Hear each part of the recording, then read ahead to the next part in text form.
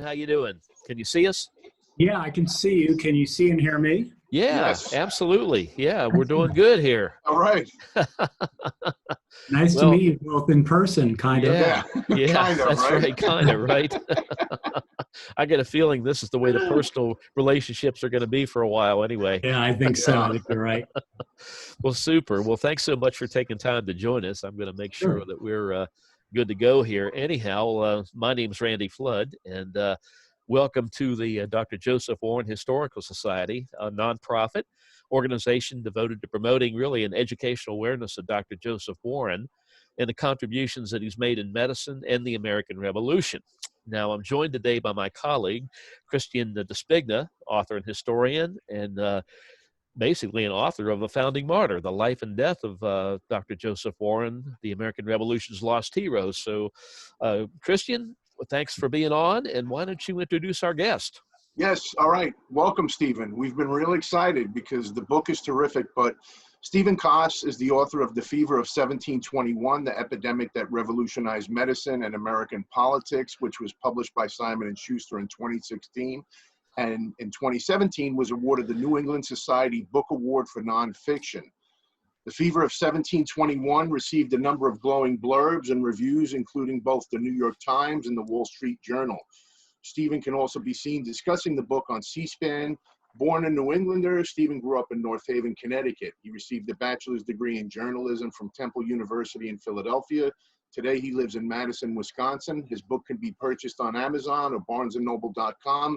And Stephen can be reached on Twitter at Coss1Coss or at StephenCoss.com. Thank you. Thank you both very much. Oh, awesome, awesome. Well, let's get right into some of these questions. So, Stephen, this book has got, it seems to me, it's got three interwoven stories. The first, really, the story of the first inoculation experiment in Western science. You've indicated that. The story of Ben Franklin's kind of coming of age. And the story of the battle between Elisha Cook's Popular Party and the Royal Governor Samuel Shutt, I believe, which you could argue was the beginning of the moves towards American independence. So did you always plan to tell, the story, all these stories in that way? Is that, or did they all kind of come together? No, this is very much this was a journey of exploration and discovery for me. I actually started the initial idea for this book, which happened a long time ago, came from, of all things, a fact-a-day calendar, the little desk calendar you get and put on your desk and rip off the page every day and you get a new fact about something you didn't know. And one of those pages in the fact-a-day calendar mentioned the 1721 Boston inoculation experiment. And it was only a sentence or two, and I don't recall exactly what it is, although I still have it somewhere. But the gist of it was that Cotton Mather, who I'd only known from Salem, went to a doctor named Boylston and suggested he try this new procedure called inoculation, which Boylston subsequently did, and in doing so helped change the course of medical history. So, again, my notion of Cotton Mather was as the villain of the Salem witch trials. I knew nothing more about him. I found it extraordinary that he would do this thing that sounded more like a man of science than a man of religion or a man of superstition. So I did some initial research, and my first vision for this project was not as a book, but it was actually as a film, a feature-length film. And so I did a few months worth of research, and I wrote what ended up being a draft of a screenplay, and I put it in a drawer for 10 years. I got busy with the rest of my life. And about 10 years later or so, a friend of mine who's a published author, a man named James Campbell, he and I were having a few drinks one night, and I told him about this great idea that I'd had for a movie, but that it never really went anywhere. I told him more about it and some of the extension of it. Long story short, he said, well, you should write that as a nonfiction history book. And so 7 years worth of research later, and 7 worth of research and writing later, I should say, I did actually do that. I actually wrote The Fever of 1721. But what I discovered as I was doing these years of research was that it's like, it's the proverbial peeling back the layers of the onion. I knew of this initially, as I said, as a story about medical history. And then I discovered shortly thereafter that it was also a coming of age story for Benjamin Franklin, who was an apprentice to his brother James in Boston during the smallpox epidemic, and who, along with James, published a newspaper that was actually anti-inoculation during the same period. So that really intrigued me.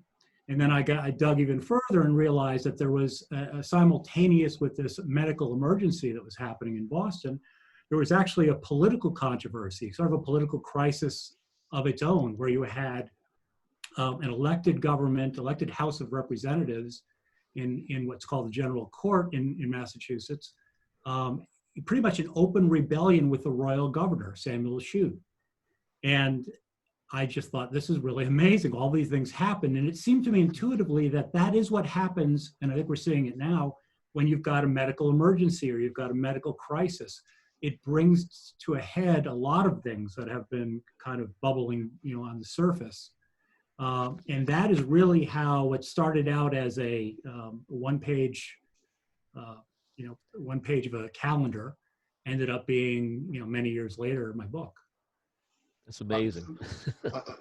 Note to self, I better get one of those calendars. It might give me some ideas for some future.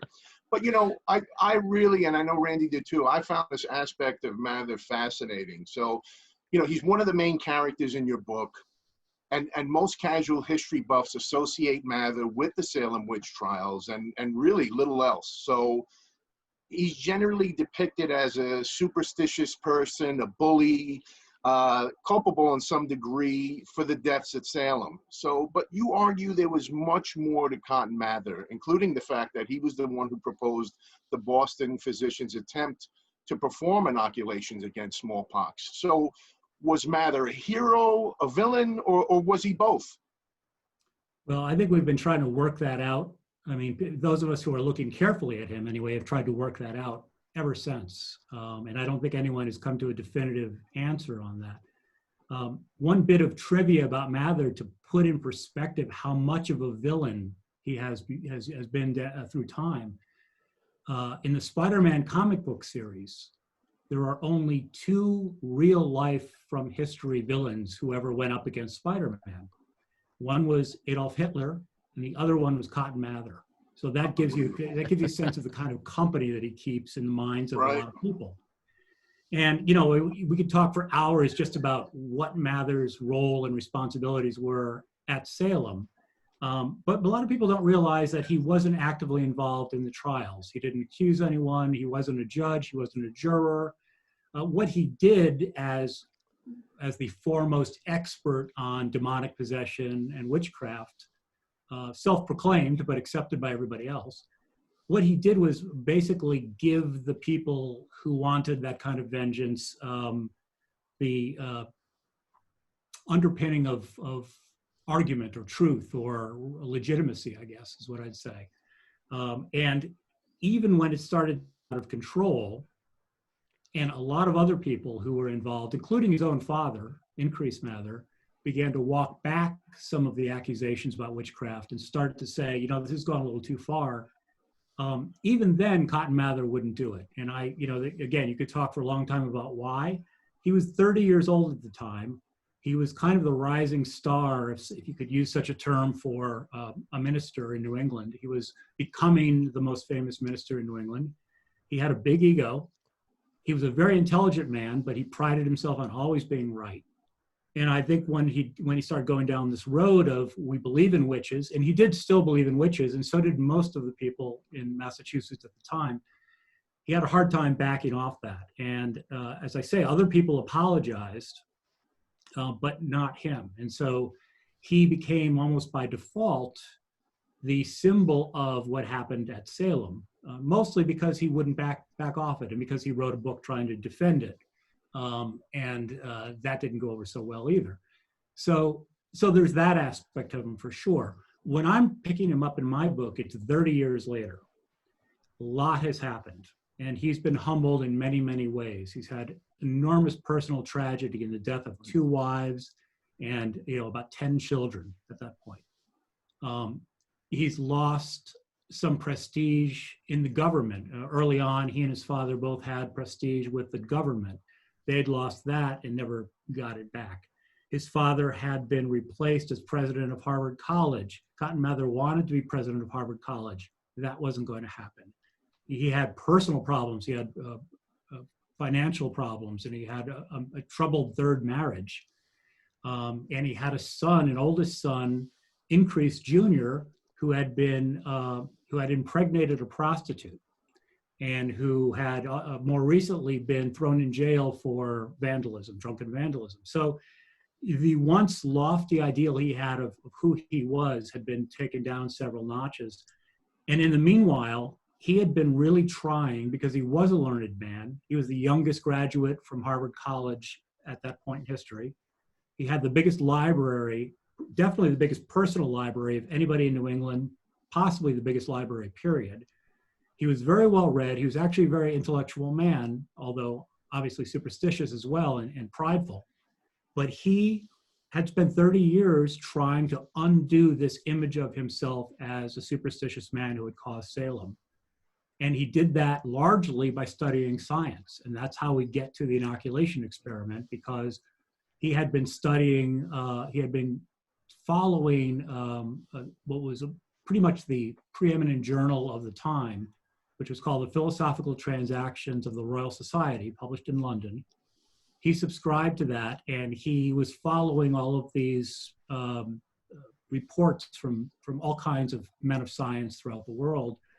And that's where he first saw in print the evidence of inoculation. So when he's in a bad place in terms of his own personal reputation, he still believes God sent him to Massachusetts to save the people. He still believes that he's right. And when smallpox revisits Boston in 1721, he decides that he's going to save the town by taking this procedure that he learned about both from the Philosophical Transactions and from one of his slaves, Onesimus. And he's going to present it to the doctors, and he's going to get credit for saving people's lives.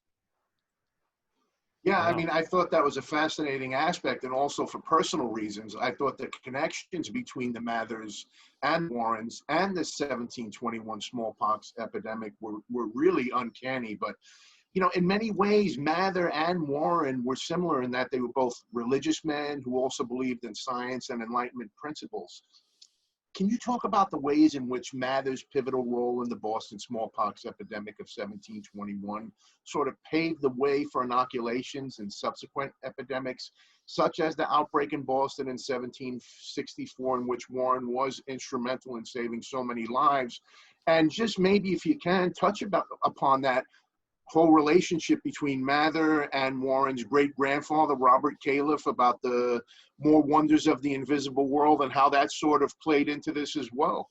Yeah, Califf is a fascinating figure. I mean, and the amazing thing is, and Christian, you might not know this better than I, but we know very little about him other than that he published his rebuttal to Mather's Wonders of the Invisible World, More Wonders, and that he was a very fierce opponent, Cotton Mather, and it was Califf who started the ball rolling actually against Mather. So in the immediate aftermath of Salem, I think everyone was too stunned by what had happened to really know what to think.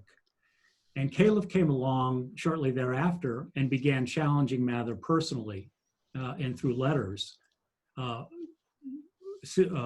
saying in effect that in one case, he was there for a hanging, and the person being hanged would not have been hanged except Mather urged them to go ahead and do it.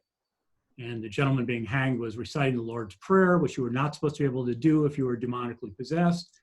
He was winning over the crowd. They were going to cancel the execution, and Mather rode up on his horse, gave a speech, and basically the hanging continued. So, and Califf is the only person who says that happened, but no one contradicted it either. Califf says he was there. And then there are other things. There was a girl named Margaret Rule who was supposed to be demonically possessed, and Mather was supposed to have cured her. And Califf accused him of improper activities with her, having to do with exposing a breast or something like that. And then and then gloating about it to the governor. And so anyway, sort of saying there's this whole other side to Cotton Mather than the man of religion. And Mather was flummoxed by this. Mather did have Califf arrested early on, but the charges didn't get pressed, so that turned into nothing. Ultimately, Califf kept after him, which was amazing when you consider how little pushback of that sort existed against a man of power, a man of the cloth in colonial Massachusetts. And then ultimately wrote a book rebutting Mather's book that tried to explain away Salem. Couldn't get it published in Boston, got it published in London, and that book made a big splash. And one of Mather's biographers has a really interesting quote. I'll paraphrase it. He said, Califf tied a tin can to Mather that's been rattling through the centuries ever since. And I think that's really true. I mean, if there's one person who's responsible for holding Mather accountable to the extent he does deserve to be held accountable, it's Califf. Other people just want to sweep it under the rug. And then ironically, the next person would be James Franklin, but we can talk about that separately. But in terms of smallpox, yeah, I mean, what's amazing to me was when I discovered that Joseph Warren's, his great-grandfather was Califf, is that correct? Right. Yeah. So I think he died in 1719. So this is 1721. This is only 2 years later. And this is the initial smallpox experiment in Western medicine. And both Joseph Warren's future, am I right, grandfather and father were inoculated by Zabdiel Boylston, the inoculating doctor, in that first experiment. So this was an idea put forth by Cotton Mather, picked up by Boylston, and it says a lot, I think, about Joseph Warren's lineage, his forefathers, that they had the independence of thought and the courage to do that. It took remarkable courage to be inoculated to that point. There was no precedent for safety, and yet they did it, and they did it despite the fact that it was an idea initially put forth by the man who had been an enemy to the family. So yeah, I think that's pretty amazing. In terms of Mather's contribution, if Mather had not come to Boylston, Boylston would not have conducted the experiment. It took 2 letters from Mather to get Boylston to try it. And he was the only doctor in Massachusetts, even at that point, who was willing to try it. So it goes without saying that although Mather got the idea from his slave, Onesimus, and from the Philosophical Transactions, he had the courage or the conceit, or whatever you want to call it, to go to the doctors and say, I think this will work. It's worked elsewhere. We should try it, even though it's not part of Western medicine. And Boylston, of course, did it. We know the inoculation experiment was successful. It had an enormous impact on inoculation, not just in the colonies, but also in England, which then reciprocated by having more of an effect in the colonies. So although Mather died a few years after this incident that I write about, his son Samuel became an advocate for inoculation, who was also a minister and a colleague, in a sense, I think, of Joseph Warren as well. And it also helped, many years before it really came into play in a profound way for American history, which was during the Revolution, when Washington had his troops inoculated. So this was, 50 years before almost, or about, but the fact that this experiment had happened so early at Mather's bidding and Boylston's courage in trying it gave Washington and both Morgan and Shippen, his head doctors, a belief in inoculation that there was a precedent. Inoculation was practiced in many colonies. It was also illegal in many colonies. Jefferson had to go from Virginia to Philadelphia to be inoculated because it was against the law in Virginia, which obviously is where Washington was from too, and he was against it being against the law. So he was pro-inoculation, Washington was, but he also had this track record. So in terms of American history, the fact that Washington was willing to take this enormous gamble pulling so many of his troops off the front lines and trying to secretly have them inoculated before the British could find out, had a lot to do with the fact that he had this long track record he could look back on. It wasn't a hunch at that point. Right. And then, beyond that, obviously, inoculation led to vaccination when Edward Jenner substituted cowpox for smallpox. And it ended up having the same effect in terms of immunity, but it was safer and it wasn't contagious. And that led to the eventual eradication of smallpox. So, although other people had done this, I think Mather played a key role. Yeah. And I wanted to personally thank you for sharing that journal entry by Boylston talking about inoculating Warren's grandfather and father. That was a terrific primary source. And I also just wanted to add that quote you paraphrased Joe Ellis saying that might have been Washington's most brilliant strategic maneuver, inoculating the troops. And I think that's kind of lost to history as well. But how would you assess the significance of Boylston's 1721 inoculation experiment and in the larger story of the eradication of smallpox? Right. So when Boylston conducted this experiment, which was extremely controversial, his life was at risk. Mather's life was at risk. Someone tried to bomb his house during the course of this period, this inoculation experiment of several months. Boylston's family was threatened. His reputation, his business suffered, but he succeeded. And towards the end, even the people who opposed inoculation came to see that it was actually working. Of the 280 people he inoculated, 6 died. But he felt, and I think it's probably true, that most of those 6 people already had smallpox by the time they were inoculated. So right. Even at that point, inoculation could help somewhat, but obviously it wasn't going to prevent it. So that death rate compared to the 30 to 50% death rate of people who got naturally occurring smallpox really turned some heads. And Boylston was invited to London to the Royal Society. There, he was made a member of the Royal Society, a fellow of the Royal Society, which was quite an honor for someone who hadn't gone to college. He hadn't attended Harvard. Right. It's amazing. It really is. Pardon me? It's amazing. It really is. It really is, because this part of the problem Boylston had initially with the inoculation experiment was he was a nobody. He was a successful surgeon, and even surgeons and doctors were considered different things at the time. So he was considered, I call him a second-tier physician. Right. He did very well, and he had a big apothecary shop, and financially he did fine, but he wasn't considered one of the preeminent doctors, and there were no med schools either. So the only way to be a preeminent doctor was either to have gone to med school elsewhere on the continent, which one doctor, Douglas, did in Boston, or the other approximately dozen or so doctors had all gone to Harvard. So the Harvard college education, even though it wasn't a medical education per se, gave them that, and sort of social prestige, gave them legitimacy over him. So yeah, he becomes a fellow of the Royal Society. He writes a book at the bidding of the British Crown. He writes a book detailing his experiment, which was also great because it was one of the first empirical studies of its kind in Western medicine.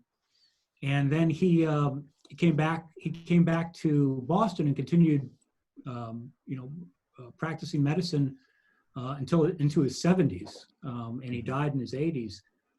But from that point on, the influence of what he had done grew in no small way because of Benjamin Franklin. As I said, Benjamin Franklin was a boy during this. He was his brother's apprentice.